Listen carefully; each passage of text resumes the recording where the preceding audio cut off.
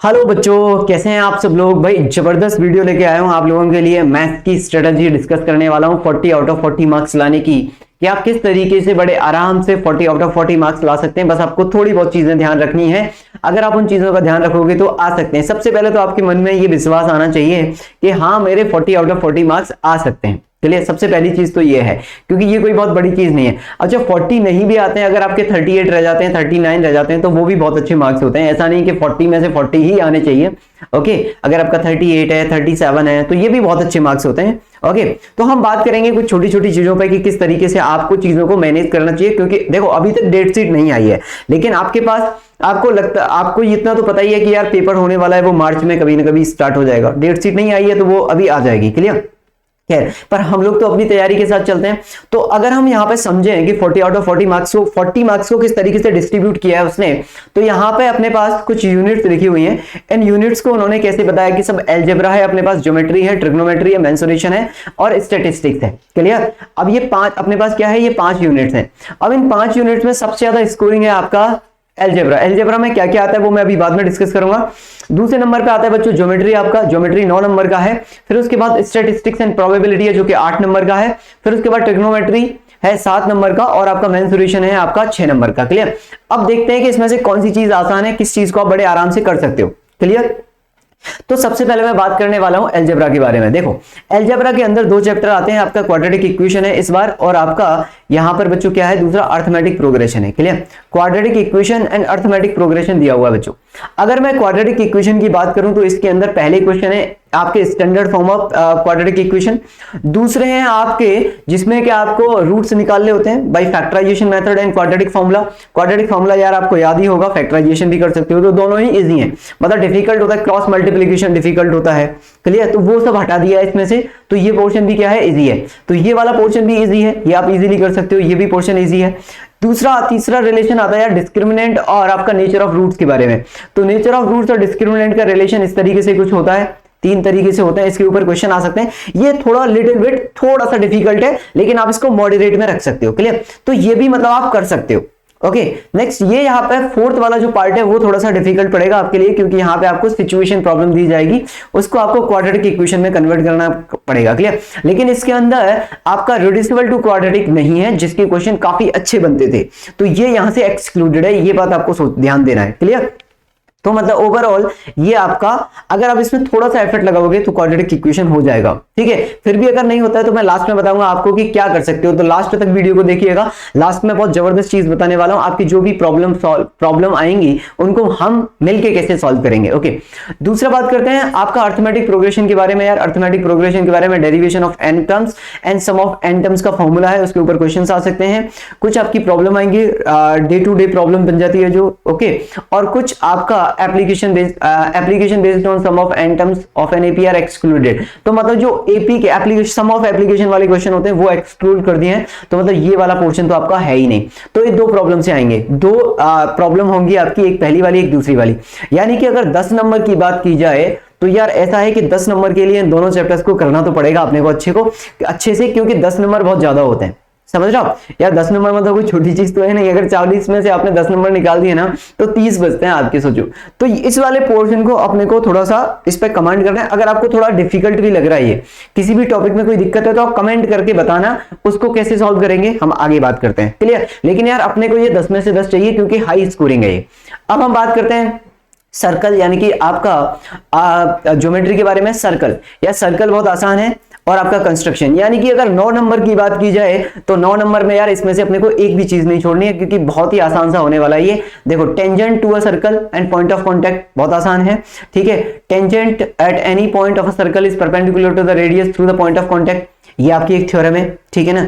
ये आपकी थ्योरम हो गई। और length of tangent drawn it from the point to the circle are equal. तो आपकी 2 theorem number 1 and theorem number 2 यहाँ पे दूसरा पार्ट और तीसरा पार्ट ये है। ये आपके कुछ छोटे छोटे से क्वेश्चन है, tangent to the circle and at a point of contact. Clear? तो ये हम मतलब आसानी से कर सकते हैं, ये मतलब बहुत ज्यादा डिफिकल्ट नहीं है, ये बहुत आसान सा है। अगर 9 नंबर की बात की जाए दोनों चैप्टर्स के लिए तो मतलब इसको अपने को श्योर करना है कि हाँ होगा। इसमें फिर भी अपने पास क्वाड्रेटिक इक्वेशन के अंदर फिर भी अपने को 2-3 चीजों के क्वेश्चन करने थे, जैसे नेचर ऑफ रूट्स के क्वेश्चन थोड़े करने पड़ेंगे, एनालिटिकल हैं। ठीक है? अर्थमेटिक प्रोग्रेशन के भी क्वेश्चन करने पड़ेंगे, थोड़े से एनालिटिकल हैं। लेकिन ये सर्कल की बात की जाए तो ये आसान है। ये तो आप थोड़ा सा एफर्ट डालोगे तो भी हो जाएगा। क्लियर।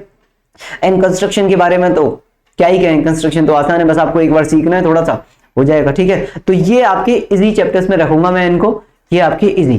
क्लियर, जो अभी सीबीएसई के हिसाब से है। क्लियर, तो ये आपके पूरे 9 में से 9 नंबर देके जाएंगे आपको। अब हम बात करते हैं एप्लीकेशन ऑफ ट्रिग्नोमेट्री, यानी कि हाइट एंड डिस्टेंस है सिर्फ यहाँ पे। क्लियर, ये आपका हाइट एंड डिस्टेंस वाला चैप्टर है, इसके अंदर और कुछ भी नहीं है। हाइट एंड डिस्टेंस में सारा का सारा खेल जो होता है आपका, वो राइट एंगल ट्राइंगल के अबाउट कन्वर्ट हो जाता है। और उसने बोल दिया कि साहब एंगल ऑफ एलिवेशन और डिप्रेशन आपका 30 डिग्री, 45 डिग्री और 60 डिग्री पे ही आएगा, मतलब ये तीनों के अबाउट होगा सिर्फ क्वेश्चन। Clear, okay. और प्रॉब्लम जो होगी उसमें सिर्फ 2 ही राइट एंगल ट्राइंगल बन सकते हैं, मतलब 2 से ज्यादा बनेंगे नहीं, इस तरह की प्रॉब्लम होगी। Simple problem on height and distance होगा। क्लियर, तो मतलब ये आपका बहुत आसान है। तो अगर मैं ट्रिग्नोमेट्री की बात करूं, जो ट्रिग्नोमेट्री आपका 7 नंबर था, ये आपके लिए बहुत इंपॉर्टेंट है, क्योंकि बहुत कम कंटेंट है इसके अंदर और ये आपको सीधे 7 नंबर देके जाएगा। तो इसको आपको 100% सॉल्व करना है। क्लियर भाई, अगर 7 नंबर का, आई थिंक 7 ही नंबर का था ना ये, लेट मी चेक, 7 नंबर। तो यार 7 नंबर के लिए अगर आपको इतनी कम चीजें पढ़नी है, तो मैं तो बोलता हूं जल्दी से पढ़ डालो, इसको खत्म करो। इसमें कुछ भी नहीं है यार, बहुत सिंपल से 4-5 तरह की प्रॉब्लम बनती है बस। ठीक है, समझ रहे हो। और वो भी मैक्सिमम सिर्फ जिसमें 2 राइट एंगल ट्राइंगल बन रहे होंगे, जैसे कि एक लेक है, एक क्लाउड है ऊपर, उसका रिफ्लेक्शन नीचे आता है, इस तरह की प्रॉब्लम सॉल्व कर लो। एक प्लेन उड़ रहा है, एक पॉइंट से 2 पॉइंट है, ठीक है, एक रोड के इधर इधर, उस पर क्या प्रॉब्लम आएगी, इस तरह की प्रॉब्लम आने वाली है। सिर्फ बस आपको लैंग्वेज को पढ़कर डायग्राम को बनाना है, समझ रहे हो बात को। तो जब भी आप इसका क्वेश्चन करें तो जो डायग्राम बनाते हैं हम, उसका थोड़ा ध्यान रखें, डायग्राम आपको बनाना ही बनाना है। ठीक है, ताकि आपको पूरे में से पूरे नंबर मिले यार। ओके, बात आ गई समझ में। राइट एंगल ट्राइंगल का खेल है, साइन थीटा क्या होता है, कॉस थीटा क्या होता है, टेन थीटा क्या होता है, बस खत्म। ओके, तो ये आपको 100% सबसे पहले मैं बोलूंगा इसको कर लेना, क्योंकि ये बहुत आसान होने वाला है। ट्रिग्नोमेट्री ज्यादा डिफिकल्ट होती नहीं है, बस आपको थोड़ा सा आइडिया, और ये चैप्टर तो वैसे भी डिफिकल्ट नहीं है, समझ रहे हो। तो ये आपको पूरे में से पूरे 7 नंबर देके जाएगा, इजी है ये काफी। क्लियर, तो मेरी तरफ से 100% रिकमेंडेड है कि इसको छोड़ना ही नहीं अपने को बिल्कुल भी। ओके, क्योंकि एक टॉपिक के मेंसुरेशन थोड़ा सा बड़ा चैप्टर रहता है अपना। क्लियर, और ये 6 नंबर का है, ये अकेला चैप्टर 6 नंबर का है, लेकिन थोड़ा सा बड़ा है। लेकिन इसके अंदर भी अगर बात की जाए तो आप एक बार फॉर्मूले याद कर लेते हो, सरफेस एरिया क्या होता है आपका, टोटल सरफेस एरिया क्या होता है, वॉल्यूम क्या होता है। उसके बाद कुछ चीजें आपको याद रखनी है, जैसे कि एक इंपॉर्टेंट क्वेश्चन बनता है वॉल्यूम, यानी कि एक सिलेंडर को मेल्ट करके आपने छोटे छोटे स्फीयर बना दिए, तो आपको यह ध्यान रखना है कि यार जो वॉल्यूम होगा वो अनचेंज रहेगा। Volume of sphere, volume of cylinder जो था वो वॉल्यूम ऑफ स्फीयर बन जाएगा छोटा छोटा। क्लियर, तो इस चीज को आपको ध्यान में रखना है। ठीक है, इस चीज को थोड़ा ध्यान में रखोगे तो प्रॉब्लम सॉल्व हो जाएगी, और ये इंपॉर्टेंट प्रॉब्लम है। क्लियर, तो इस पर थोड़ा सा आपको एफर्ट डालना पड़ेगा। ये मॉडरेट है आपका चैप्टर। क्लियर, क्योंकि इसमें ज्यादातर बच्चों को दिक्कत ही होती है कि कैसे कन्वर्ट करें, क्या करें, कैलकुलेशन बन जाती है, एक एक दो चीजें निकालनी पड़ती हैं अपने को, 2 इक्वेशन बन जाती हैं। ठीक है, तो इसके अंदर भी 2 ही टॉपिक है, सरफेस एरिया एंड वॉल्यूम। ठीक है, क्यूबॉइड राइट सर्कुलर सिलेंडर है, problem involving converting one type of metallic solid into another type of and other mix problem. Clear, तो ये थोड़ा सा डिफिकल्ट रहने वाला है, मॉडरेट टू डिफिकल्ट। क्लियर, इस पे थोड़ा लैंग्वेज अच्छी बन जाती है क्वेश्चन की, कि ये था, इसको ऐसे कर दिया, एक हेमीस्फीयर था, उसके ऊपर कोन रख दिया, तो आपको इन सब चीजों को थोड़ा ध्यान रखना है। क्लियर, तो ये थोड़ा मॉडरेट रहने वाला चैप्टर है आपके लिए। यहाँ पे ये कैसा रहेगा आपके लिए, मॉडरेट रहने वाला है। क्लियर, स्टैटिस्टिक्स की बात की जाए या प्रोबेबिलिटी की बात की जाए, तो यार प्रोबेबिलिटी के अंदर ये यहाँ पे बहुत ही सिंपल सा चीज दी हुआ है प्रोबेबिलिटी का। Clear, the conventional definition of probability. ठीक है, लेकिन अगर ये 2 चैप्टर की बात की जाती है, स्टैटिस्टिक्स में ऐसा कुछ है नहीं कोई बहुत ज्यादा आपको दिमाग लगाना पड़े। सिंपल अगर आपको क्वेश्चन आता है तो आप इजीली सॉल्व कर लोगे। Mean by direct method and assumed mean method. Clear, एक बार आपने सीख लिया एक या 2 क्वेश्चन में, बाकी के सारे क्वेश्चन सॉल्व कर दोगे, सेम तरीका होता है। Mean median mode of a grouped data, ये भी फॉर्मूला बेस्ड क्वेश्चन है सीधे। तो ये आपका क्या हो गया, सीधा सीधा फॉर्मूला बेस्ड हो गया, और ये भी आपका सीधे सीधे फॉर्मूला बेस्ड हो गया। समझ रहे हो बात को। ओके, ये भी फॉर्मूला बेस्ड हो गया, ये भी फॉर्मूला बेस्ड हो गया आपका। तो इसमें कुछ है नहीं। अगर ये आपको 8 नंबर देके जाता है तो मेरे ख्याल से तो आप समझ लो यार 8 नंबर के लिए मतलब 2 चैप्टर हैं। क्लियर, और वो भी इतने आसान। तो मतलब इसमें सबसे पहले अगर मैं बात करूं, अब ये मैं आपको बाद में बताऊंगा। देखो, स्टैटिस्टिक्स और प्रोबेबिलिटी खत्म कर डालो आप फटाफट से। क्लियर, उसके बाद आप हाइट एंड डिस्टेंस खत्म कर डालो फटाफट से। उसके बाद सर्कल और कंस्ट्रक्शन सर्कल खत्म कर डालो, और फिर लास्ट में एपी और क्वाड्रेटिक देख लो। क्लियर, मतलब अब आप ऐसे समझो कि यार आपके पास ये जो है ना, ये जो चीज है यहाँ पे, अब इसमें आप कैसे करने वाले हो। सबसे आसान जो अपने को लगा, जो हो सकता है आपको कोई आसान लगता हो, तो सबसे पहले आप इजी चैप्टर्स को खत्म कर डालो फटाफट से। क्लियर, इजी चैप्टर्स को, क्योंकि ये आपका फेब का मंथ चल रहा है। क्लियर। अगर हम फेब में हैं अभी और फेब के स्टार्टिंग में हैं तो आप यहाँ से इजी चैप्टर्स को खत्म करोगे तो मेरे ख्याल से 2 या 3 दिन में एक एक चैप्टर खत्म होता जाएगा आपका। 2 दिन में जैसे अब आपका हाइट एंड डिस्टेंस है, मेरे ख्याल से ये 1 दिन में खत्म होना चाहिए, ठीक है। तो ये आपका एप्लीकेशन ऑफ ट्रिग्नोमेट्री यानी कि हाइट एंड डिस्टेंस है, उसको आप 1 दिन में खत्म कर दो।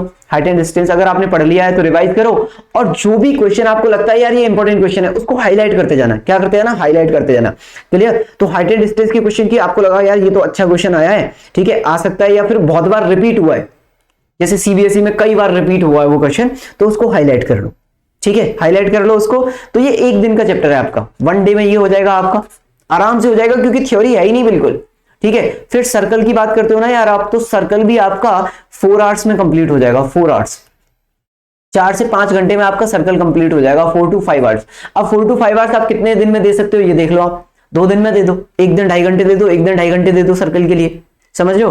पहली एक्सरसाइज कर लो, दूसरी एक्सरसाइज कर लो, खत्म बात। ओके, तो स्टार्टिंग में क्या करो, पहले आप पूरा एनसीईआरटी के बेस से देखते जाओ कि जो भी रिड्यूस सिलेबस है उसमें से आपने इतना कर लिया, और फिर कोई भी सैंपल पेपर देख लो, प्रीवियस ईयर के क्वेश्चन देख लो, पिछले 8 साल के रिड्यूस सिलेबस वाले, ठीक है। 8 इयर्स के पुराने साल के पेपर्स आपको चेक करने हैं, 8 years previous year questions, PYQ previous year question 8 साल के आप देख लो, ठीक है ना, बात आई समझ में। ओके, जैसे अब 1 दिन में आपका हाइट एंड डिस्टेंस हो गया, 2 दिन में आपका सर्कल हो गया, 1 दिन में आपका कंस्ट्रक्शन हो जाएगा बड़े आराम से, ठीक है। अब भाई कम से कम आपको यार कम से कम 6 से 7 घंटे तो पढ़ना पड़ेगा ना डेली। अब आप 7 घंटे तो पढ़ना स्टार्ट कर दो, क्लियर। तो 6 से 7 घंटे पढ़ना स्टार्ट करो और एक एक चैप्टर की लिस्ट बना लो कि मैं ये कर रहा हूं। मतलब ऐसा नहीं है कि डेट शीट आएगी तभी तैयारी करोगे, हो सकता है डेट शीट में मैथ के दिन में 2 ही दिन की छुट्टियां हो, समझ रहे हो बात को। तो इस चीज के लिए पहले से तैयार रहो। अगर वो 2 दिन की छुट्टियां मिलेंगी मुझे मैथ में, तो उसमें सिर्फ मैं जो इंपॉर्टेंट क्वेश्चंस हैं, जो मेरे सैंपल पेपर है वो सॉल्व करूंगा, मैं एक बार रिवाइज कर दूंगा पूरा सिलेबस। ओके, बात आई समझ में। तो मतलब ये तो है कि यार हम मार्क्स तो बड़े आराम से लेके आ सकते हैं। अब हो सकता है कि इसमें आपको कोई चैप्टर नहीं आता हो, अब मैं आपको बताने वाला हूं कि मैं आपकी कैसे मदद करूंगा। अब जैसे मान लो आपने अपने स्कूल में, कोचिंग में या कहीं पर भी कोई चैप्टर नहीं पढ़ा है, क्लियर। जैसे आपको लगता है सर एपी में अपने को बहुत दिक्कत हो रही है, ठीक है, या सर क्वाड्रेटिक इक्वेशन में नेचर ऑफ रूट वाले क्वेश्चंस में बहुत दिक्कत हो रही है, तो ये आप इसके नीचे कमेंट करके बता दो मुझे। टेलीग्राम पे लिंक कर लो, टेलीग्राम ज्वाइन कर लो आप चाहो तो। मेरा टेलीग्राम का लिंक मैं इस वीडियो के नीचे दे दूंगा, आप जाके टेलीग्राम वाले चैनल को मेरे को ज्वाइन कर लो। वहां पे अपने साथ बहुत सारे बच्चे जुड़े हुए हैं 10th क्लास के, जिनकी मदद कर रहे हैं, क्लियर। तो आप भी आ जाओ, अगर आना चाहते हो तो जुड़ जाओ वहां पे। आपकी कोई भी दिक्कत है आप वहां पे मैसेज कर सकते हो, क्लियर, बात आ रही है समझ में। ओके, और वो ऐसा टेलीग्राम चैनल नहीं है कि इस पे आप मैं ही मैसेज करो, मतलब आप भी अपने डाउट्स पूछ सकते हो, ठीक है। 2 वे कम्युनिकेशन है, 2 वे कम्युनिकेशन, क्लियर। तो बात आई समझ में, ये हो गया आपका। अब मैं क्या करने वाला हूं, अब देखो, एक तो मैं आपकी ऐसे हेल्प कर सकता हूं कि जो भी आपका चैप्टर आएगा इंडिविजुअल वो मैं आपको पूरा पढ़ा सकता हूं। ओके, और क्या मैं मदद कर सकता हूं आपकी 5 तारीख 5th फेब से मैं ऑल्टरनेट डेज में सैंपल पेपर सॉल्व करवाने के लिए ला रहा हूं। क्या करने ला रहा हूं? ऑल्टरनेट डे में, ठीक है ना। तो ऑल्टरनेटिव डेज में मैं आपको सैंपल पेपर लेके आ रहा हूं आपके लिए, सैंपल पेपर का डिस्कशन लेके आ रहा हूं बच्चों, क्लियर। यहाँ पे क्या करेंगे हम, रात को करीबन 8:45 या 9 से, वो तो आप YouTube चैनल पे जाके मेरे YouTube चैनल को सब्सक्राइब कर लो, नोटिफिकेशन बेल को ऑन कर लो, तो आपको पता लग जाएगा शेड्यूल कब से है, क्लियर। तो रात में हम लोग नाइट में 9 बजे से, या फिर आई थिंक 8:30 8:40 8:45 से स्टार्ट करूंगा, कोशिश करूंगा 8:40 से स्टार्ट हो पाए, अगर टाइम मिलता है तो 8:40 से रात को ऑल्टरनेट डेज में सैंपल पेपर का डिस्कशन होगा अपना लाइव। कैसे होगा? लाइव होगा ये, लाइव। ओके, तो लाइव वहां पे अगर देखो आपके अगर सिर्फ 3 ही चैप्टर हुए तो भी आप सैंपल पेपर में आओ, क्योंकि वो 3 चैप्टर के क्वेश्चन तो करके जाओ। ये 3 चैप्टर हो गए आपके, वो तो करके जाओ कम से कम। आप समझ रहे हो बात को, नहीं समझ रहे हो? तो ये आपका होगा, तो ये आपके लिए बेस्ट रहेगा। मैं आपको बता रहा हूं बहुत जबरदस्त रिजल्ट आने वाला है इससे। ओके, आपकी एक एक प्रॉब्लम, और अगर आपके इंडिविजुअल चैप्टर में कोई दिक्कत है 4 से 5 बच्चों को, तो मैं स्पेशल पढ़ा भी दूंगा आपको, कोई दिक्कत नहीं है, पूरा लाइव लेके। ओके, तो आप जुड़िए फिर 5 तारीख से शाम को, यानी कि 5 तारीख, यानी कि आज मैं इस वीडियो को रिकॉर्ड कर रहा हूं, आज 4 तारीख है, कल से ही अपन मिलते हैं 5th फेब से। ओके, और साथ में मिलके सीधा 4th है, 40 आउट ऑफ 40 है ना, सीधे तैयारी के साथ। तो मेरी तरफ से बहुत बहुत शुभकामनाएं हैं आपको पहले से ही, ठीक है, एडवांस में ही, कि आप अच्छा करें, ठीक है, और पेपर में पूरी मेहनत करें अभी से, और अच्छा रिजल्ट लेके आएं, ताकि जब आप 11th में कंपटीशन की तरफ जाएं, जेईई या नीट की तरह, तो एक अंदर से कॉन्फिडेंस रहे कि हाँ यार मैं ऑलरेडी 10th में फोड़ के आ चुका हूं, तो 11th में भी मैं कर सकता हूं, 11th 12th में भी, क्लियर। खैर मुझसे जितना भी हो पाएगा मैं अपनी तरफ से आपके लिए करूंगा यहाँ पे, ठीक है। 10th क्लास के लिए मैंने ओके तो बस मेरी तरफ से यही था। कोई भी दिक्कत हो, कोई भी किसी भी तरह की कोई क्वेरी हो तो नीचे कमेंट बॉक्स में कमेंट कर देना, और टेलीग्राम चैनल को जरूर ज्वाइन कर लेना। और कल से आओ सैंपल पेपर सॉल्व करने, देखो कि आपका लेवल किस तरीके का है, कितने पानी में हो, ये तो पता रहना चाहिए ना बच्चे को कि कितने पानी में चल रहा है। ओके चलिए फिर, okay bye bye and wish you all the best.